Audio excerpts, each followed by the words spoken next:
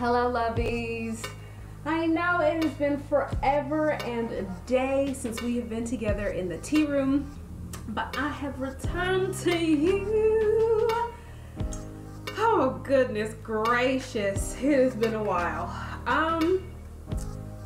Yeah, let's just be excited about the fact that we're back in this space together and we're different people than we were the last time we were together, right? Hopefully we've grown and gotten better and stronger and freed ourselves of some of the things that were holding us in and holding us down, and now we are thriving.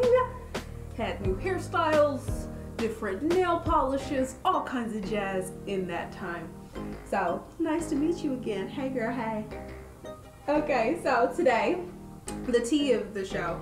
Also, it's been so long, please forgive me if I don't know what I'm doing anymore. Let's try and learn to ride this bike again. So we're doing a Lady Grey from Twinings of London today. It's like black tea, but a hint of citrus is in here. So yeah. Normally I don't really like fruit teas, but I felt like I needed some citrus in my life today. And then the tea of the show, we're going to be kind of going off of the quote that I put in the beginning of this. I'm gonna use a memory aid here because we all know I don't have to remember anything, God willing. If you are silent about your pain, they'll kill you and say you enjoyed it. That is by Zora Neale Hurston. She's dope-tastic. So we're running with that today. It took me a long time to get back to doing the show because I've been working through a lot of hurt and anger and sadness, and I didn't want the show to reflect that. And then I realized, having read that quote, it's kind of necessary to live in that truth. So we're just going to run through that today and talk about what happens when you get stripped down as a person. What do you do next? Where to go from here? So yeah, I had built myself on these pillars of principle, right? Of faith, family, and friendship. And in this season of my life, I found those all just went to hell in the handbasket in a couple of different ways. Like, I just couldn't believe in the things in the way that I had used to believe in the thing. And that was devastating. It was devastating to realize that I had built my life on what I considered principles that you shouldn't ever have to change off of. But also, I think God was telling me that can't be it. You can't not pay attention to yourself and not work on yourself and not define yourself by anything but those things. And it's not to say that I don't believe in my God or my family or my friends anymore. It's not to say that, but it's just to say that they can't define me completely anymore. Like, I'm still a person even if my faith is shaken in one or all of these categories. And how do you fight your way back, and what really matters when you kind of get that zeroing out of a person. So for me, what I had to do was kind of break it down week by week and give different weeks different objectives, which I'm extremely grateful to my mother because she kind of helped me with that, because I was getting super overwhelmed with the process of bettering myself, which if you've tried to be an evolved individual, you know what it is. You know that it's a tough thing.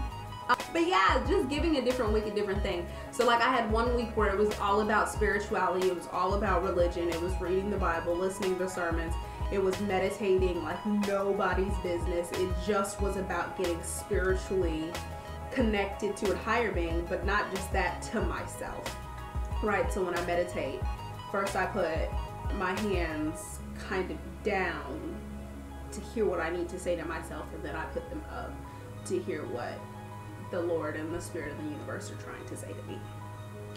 And then that's just how I do it. You don't have to do it the same way. I've had a conversation with a young boy. He was like, how do you meditate? My sister does it this way, and we don't do it the same at all. So it's whatever works for you when it comes to your meditation. And then another week, it was all about making money.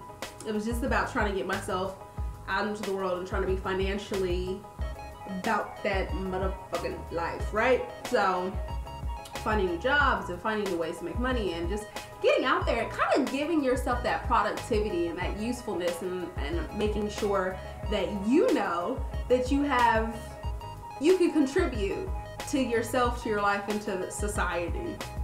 Right. I had a physical week where it was just about, you know, trying to work out, just trying to get to the gym, and I'm not really, I did the rec when I was in school. I loved the rec, but as for going to like a gym, I was never really that person. I liked working out at home or going running and walking and all that jazz. So just trying to get into a gym and get that going, and that was different. So yeah, so that's what I would say to you, is to try to figure out which ways you need to grow or want to grow, and then give yourself like weeks for those things, and that way you don't overwhelm yourself. And then also too, I think it gives you a greater sense of accomplishment, because you're like, okay, whew, did it this week, right? So like for my spiritual week, I fasted, but I didn't fast on food because I'm not here for it. But I didn't cuss for a week. Pretty much anything that was like profane, I tried to keep out of my sphere, right? So yeah. What else? My birthday just happened a little-ish bit ago. So I'm 22 now, y'all.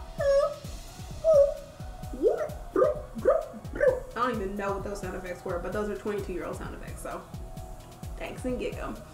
But yeah, I'm 22 now, and quite a few of my friends have turned 22 in the time that I've not been doing this show, so happy birthday. Yeah, 22. I think for me, because I was having those issues with so many people in my life and have been hurt in so many different ways by so many different people in my life in this time, it was just about making sure that I was making my dreams come true. And don't get me wrong, some people really stepped up. One person in particular was a beautiful, beautiful companion during my birthday time, and really stepped up to the plate, and I'm eternally grateful. But just making sure that I'm like, okay, there are these things that I want to do, I want to get done, and I need this to be, like, my birthday is like my New Year's, y'all. So I just need it to be that no matter what anyone does or doesn't do, I know I'm gonna come through for myself, right? To kind of give that, it was this amalgamation, embodiment of everything I had learned in this phase of my life and what I wanted my next year of life to look like, right? So yeah, I did some cool stuff. I rode in a helicopter in the co-pilot seat with a German pilot. Yes, Jesus. You know me, you know I love me some German, so that was good. Not necessarily German men, but I just love the language of German.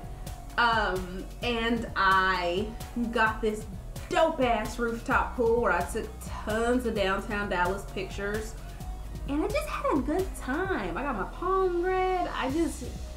It was a great time because a lot of it was just about, okay, I got 2-3 dreams tops. Everything else I'm just gonna try to have a good time through. And that, it worked out. I had a great time. So we're gonna move on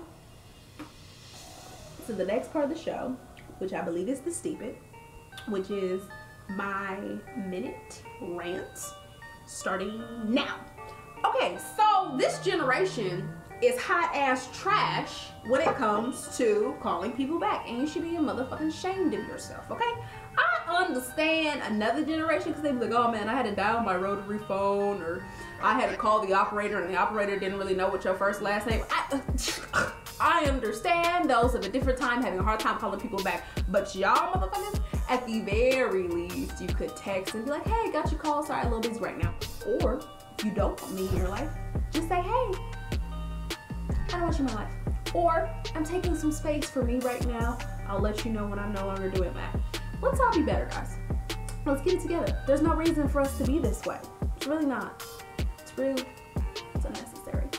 It's unattractive. Really it is. Especially because, like, that's kind of how you have to maintain relationships at this point. Y'all ain't writing letters. Stupid. Alright, the next part of the show, I'm trying to look at my notes. Infusing, the thing that I'm really like obsessed with right now, I am obsessed with burning stuff. That sounds bad. Let me fix it. There we go. So, like candles, loving candles. I just got this like adorable, y'all know I'm a unicorn, this adorable incense holder with these cute little incense sticks. And then what I really, really love, though it's kind of tiresome sometimes, is burning myrrh and incense. You know how like Jesus got frankincense and myrrh, which I always thought that was like a really rich gift, but I guess. So here's myrrh. Myrrh's like a kind of charcoal circle, almost a square. And you put it in this little burner, and then you burn some incense on top of it, and it's dope as fuck. I really like the sandalwood scent. And yeah, so your call to action, my lovies, is going to be just understanding where your hurt is and where your pain is, and working through that, acknowledging it, and breaking down week by week what kind of growth you want to make, what your sphere of growth is, and yeah, just keep coming back and we'll just keep running through this. Y'all pray for me that I will continue to be in the spirit of making this show. Yes, Jesus. Hallelujah. So until next time, be good, lovies.